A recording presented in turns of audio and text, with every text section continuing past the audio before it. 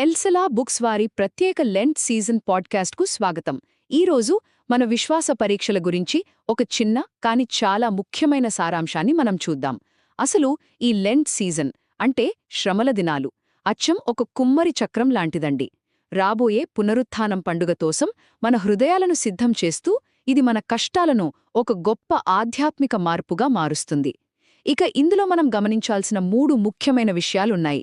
మొదటిది, మనం ఎలాంటి స్వరాన్ని అనుసరిస్తున్నామో అనేది. ఒకసారి ఆలోచించండి. ఏదెను తోటలో ఆదాము హవ్వలు తప్పుడు స్వరాన్ని విని ఎలా పతనమయ్యారో మనకు తెలిసిందే కదా. దేవునికి మనం చూపే అసంపూర్ణ విధేయత కూడా పూర్తి అవిధేయత కిందే లెక్క. కాబట్టి మనం ఎవరి మాట వింటున్నామో అన్నదే మన గమ్యాన్ని నిర్ణయిస్తుంది. రెండవది, మనం అనుభవించే కోరికల గురించి. మనలో ఉండే చెడు కోరికలను అదుపు చేసుకోకపోతే అవే మనల్ని పాపంలోకి లాగేసి దేవునితో మనకున్న బంధాన్ని నాశనం చేస్తాయి. కాని ఎన్ని కష్టాలు, శోధనలు వచ్చినా సరే విశ్వాసంలో స్థిరంగా నిలబడేవారికి దేవుని ఆశీర్వాదంతో పాటు ఆ జీవకిరీటం ఖచ్చితంగా దొక్కుతుంది.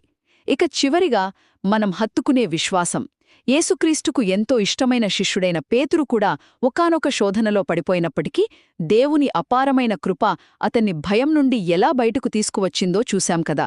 దేవుని మీద మనముంచే నమ్మకం మనల్ని కూడా అలాగే ఒక బలమైన వ్యక్తిగా మారుస్తుంది. ఒక్క మాటలో చెప్పాలంటే దేవుని స్వరాన్ని స్పష్టంగా వినడం, పాపపు కోరికలను అదుపులో ఉంచుకోవడం, ఇంకా ఆయన కృపను గట్టిగా పట్టుకోవడం ద్వారా మాత్రమే మన జీవితాల్లో నిజమైన మార్పు సాధ్యమవుతుంది. మా పాడ్కాస్ట్ విన్నందుకు ధన్యవాదాలు. మరియు ఇలాంటి మరిన్ని మంచి అంశాల కోసం వింటూనే ఉండండి.